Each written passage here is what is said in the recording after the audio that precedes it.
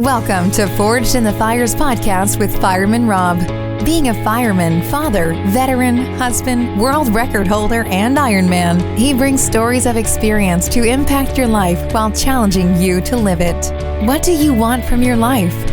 Why do you want it? Are you willing to go through the challenges to get there? If you have the courage to take that first step, let this podcast be the catalyst to start your fire, while you bring the resilience to make it continue to burn. Our lives are made up of moments called right nows. So let's get started. Forged in the Fires podcast with your host, Fireman Rob, begins now.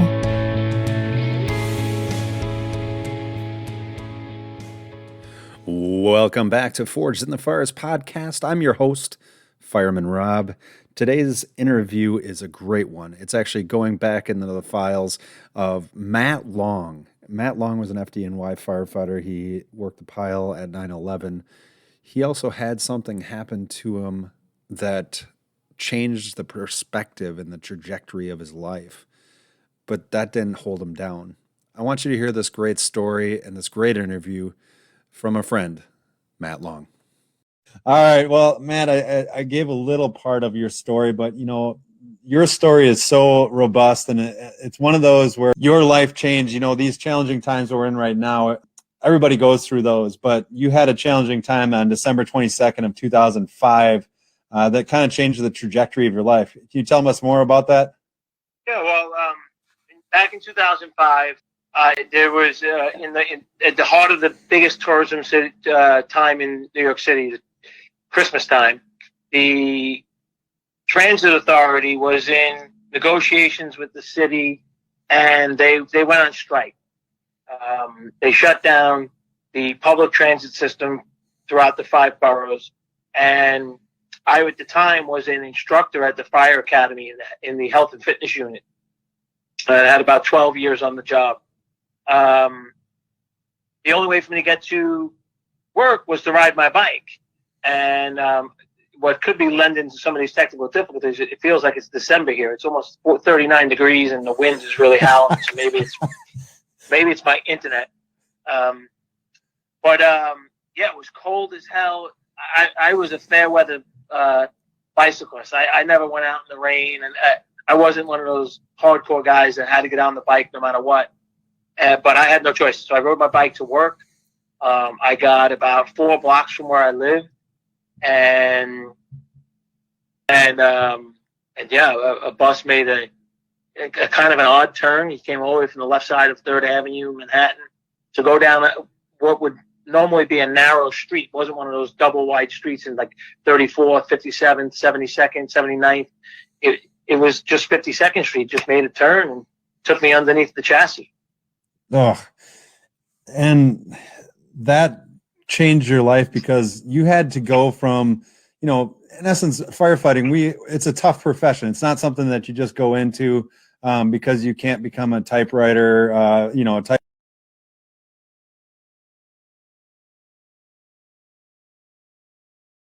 typist or anything like that. It's one of those professions where it's very physical. And so this kind of took you out. How long were you out for?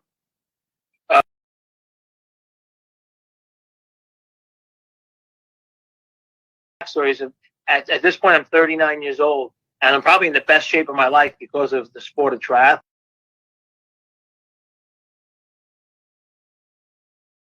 I was very lean. I was getting faster, and or getting better.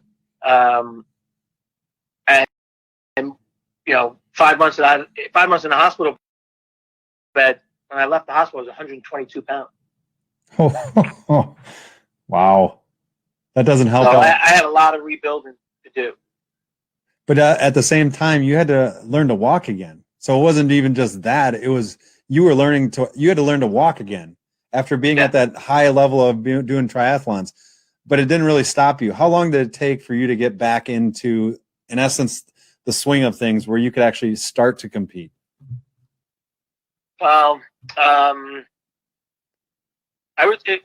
It took me 3 years to go back and do my comeback marathon. Wow. And then 4 years from the accident date to do my comeback Ironman. And it was more about being involved than it was competing at that point, even though, I was competing with myself. I was getting out there and doing the best I could. But I went from being a 3-hour marathon runner to a 7.5-hour marathon. Oof. So I wasn't really competing with too many people. Well, just myself. Yeah, you're competing against yourself. And, I kind of like to dive deeper into the mindset thing, because you worked at 9/11. What house were you at? I worked in Spanish Harlem, engine 53, ladder 43. Okay. I was in 43 truck for my entire career. Wow. And, the mental game that our profession plays on us, and then you add in the aspect of what you went through.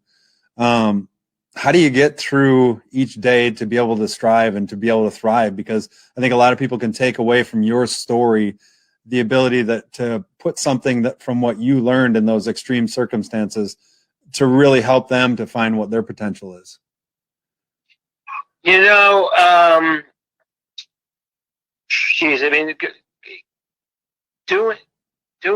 the job that we do, it's exactly the same mindset when you talk about racing.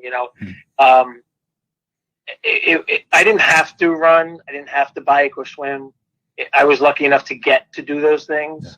Yeah. And when you go to your work at the firehouse, it's the same kind of mindset. It's like, wow, am I going to get to do something special tonight? When you have a conversation with people that aren't in the fire service, and you talk about what a great day at work. We went to this fire, and it was unbelievable. I was crawling down this hole. I was doing this above the fire. They look at you like you're crazy. But there is a thrill aspect to it. Yeah. But that one time, and look, there's thousands of firefighters across the country. There's about 8,000 to 9,000 in New York City. Not everyone's making rescues, but that one time you get a chance to help someone, and that there's no race, there is no better feeling than that.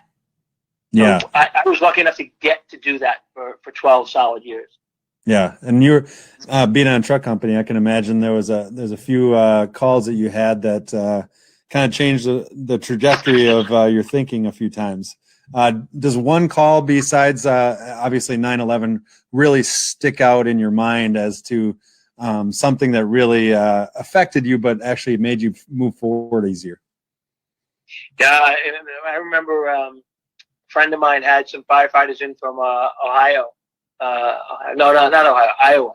They were in New York City, and my friend was like, "Hey, you think you could, show these guys New York City Firehouse?" So I said, I'm working this night, have them come up. So these two guys came up, spent the night with us, not the whole night, but they came up, had dinner with us. And if we were getting a call out, they would jump on the rig with us. And man, it happened that night. We went to a fire in an apartment building. It was like the 9th or 10th floor. And turns out that it was a Collier's mansion. The woman was a hoarder. She had stuff going from floor to ceiling, just a narrow path to get through the apartment where the places she wanted to be or go, bathroom, kitchen, bedroom, living room. And when we pulled her out, my boss, who had obviously much more experience and time on the job than I did, when we pulled her out to the hallway, he basically let me know, he said, pass her back, she's gone. Don't look. And I was young on the job. I only had two years maybe. And so I'm pulling the body back, and I, for whatever reason, didn't listen. And I looked right at her face, and her eyes were still open. And I looked at him, and I said, "Boss, she's alive." He's like, "Told you not to look." And he goes, "Stay with her, pass it to the engine, see what they say." And she was gone, like frozen in time. And I never forget that. Had you known, he's like, "You should have listened. I knew." And it's a hard thing to see. It's a hard thing to get through, but everyone has to do it on this job someday. And you just got christened. Oh, it was awful. It was really, really sad. But again, I was longing for that moment in time where I'd have that feeling of actually pulling someone out that made it. How many years ago was that call that still lingers in your mind? I went on the fire service in 1993. That was 95. Yeah, that's crazy. That, I mean, I 25 years. 25 years. I could tell you everything that happened, and I won't tell you everything that happened because it was Right. 25 years ago. It was a different job. I can't get in trouble, but I don't want to tarnish anyone's relationship. It was a very different job back then, and I think you look at the fire service, and I think a lot of people, I think if we could emulate the fire service in our society, that it'd be a lot better off, because you have a brotherhood and a sisterhood, that the bonds within there are so deep, and people would do whatever they can to help you. When you were going through all those struggles, what kind of help did you get to be able to push forward? Well, first of all, you opened up before the technical difficulties with, you have family on here, and it's true. Yeah. All right, maybe the New York City brotherhood may be a little tighter than when you go city to city or state to state, but we're still one big brotherhood.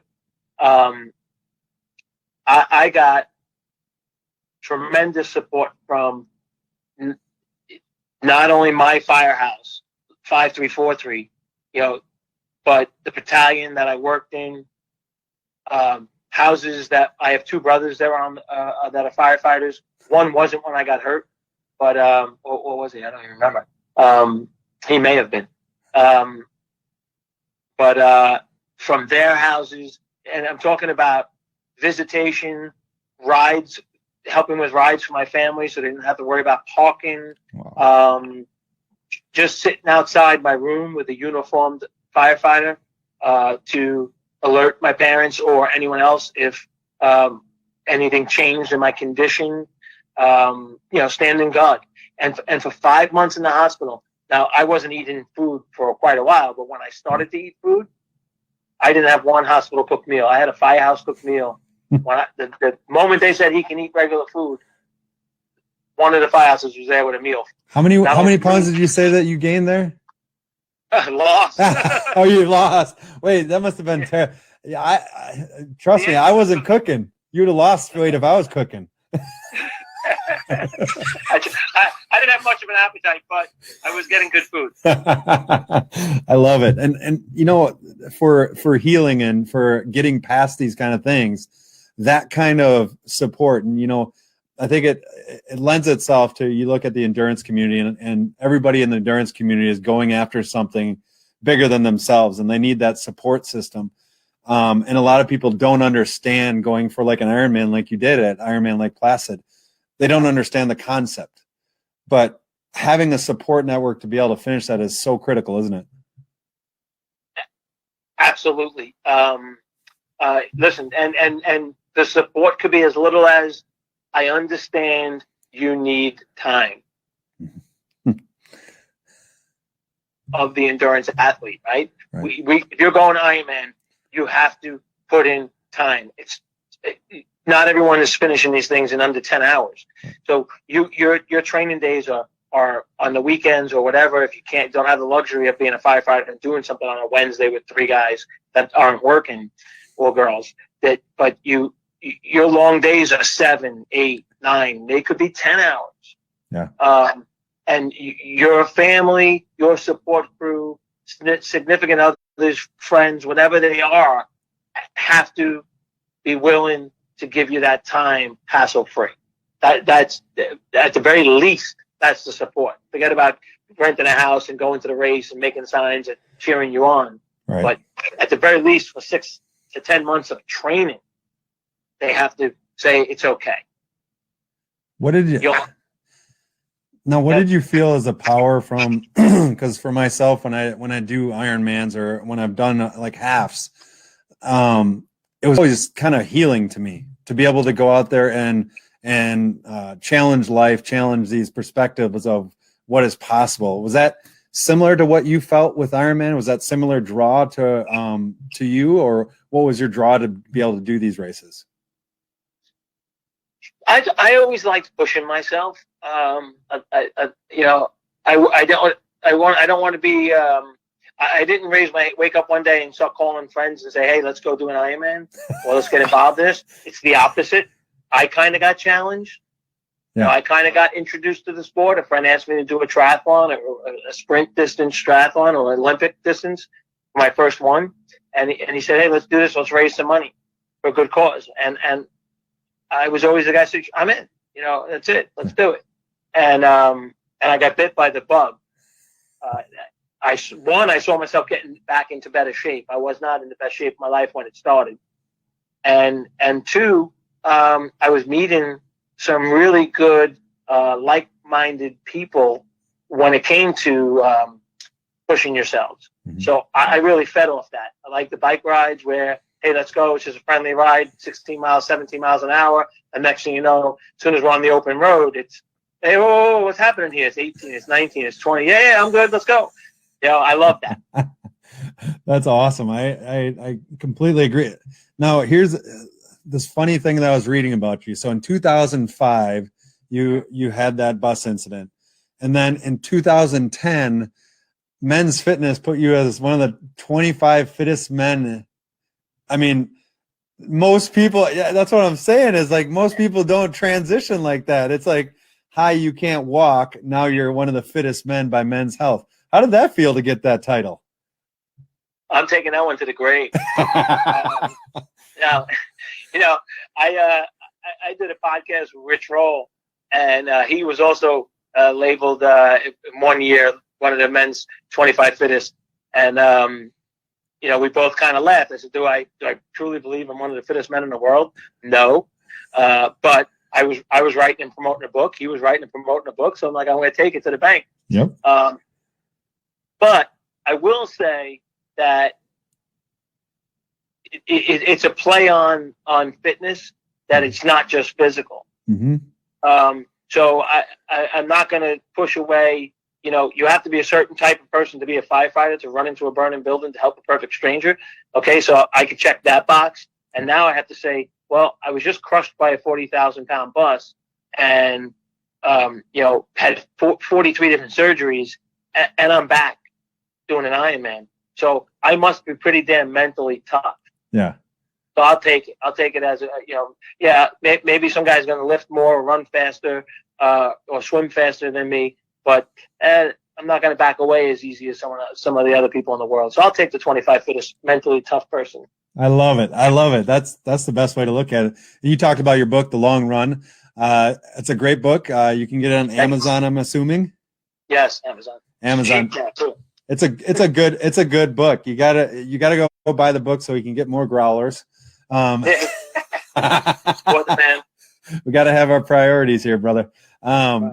What would you say is, for all these, there's a lot of endurance athletes that are really struggling right now, challenged by races being canceled and not really understanding when it's going to, everything's going to go away. What would you say, being one of the 25 mentally fittest individuals, I'll say in the history, what could you say to them to be able to help them through these times?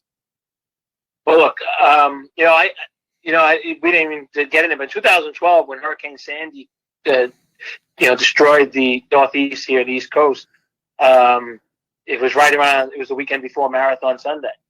And I took a little bit of a slack. I took a stance in Running World's magazine saying that it should be canceled.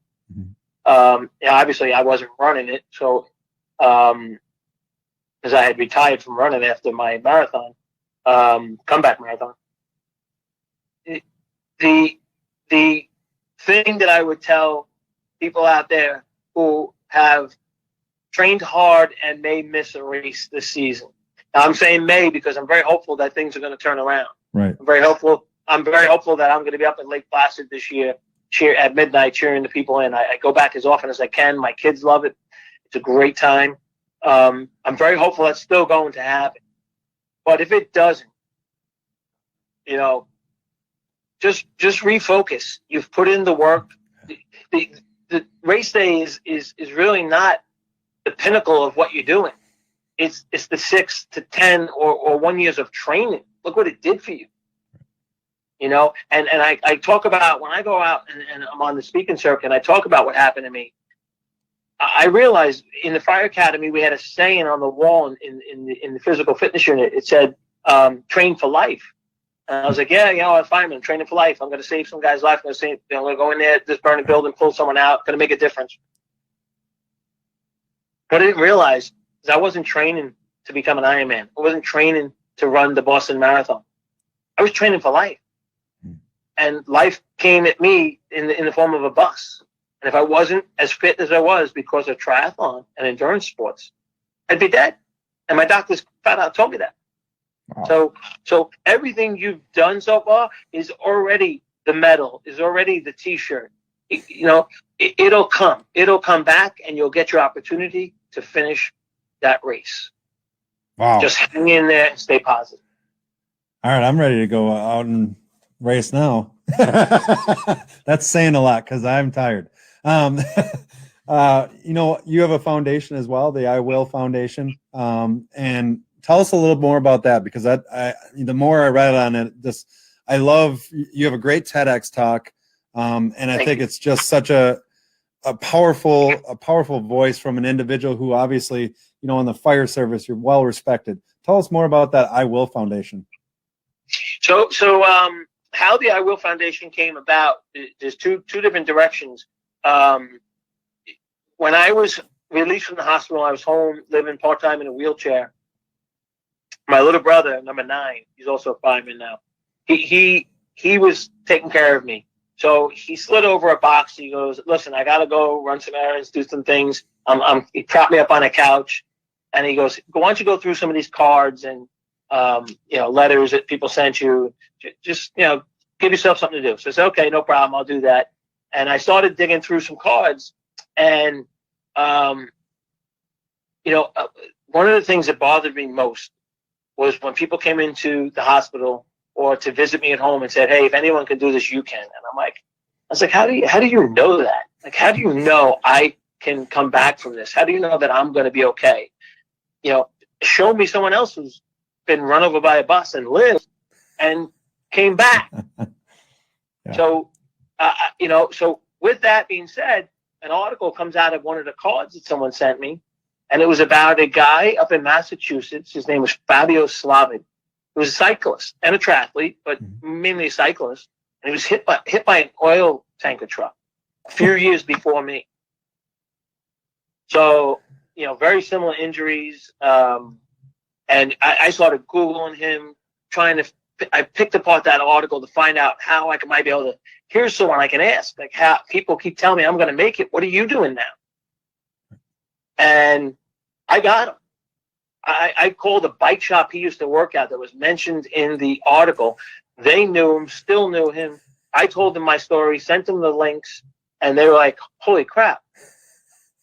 You got to meet him." So they connected us. To this day, we have not met physically, but email, phone call, we've chatted.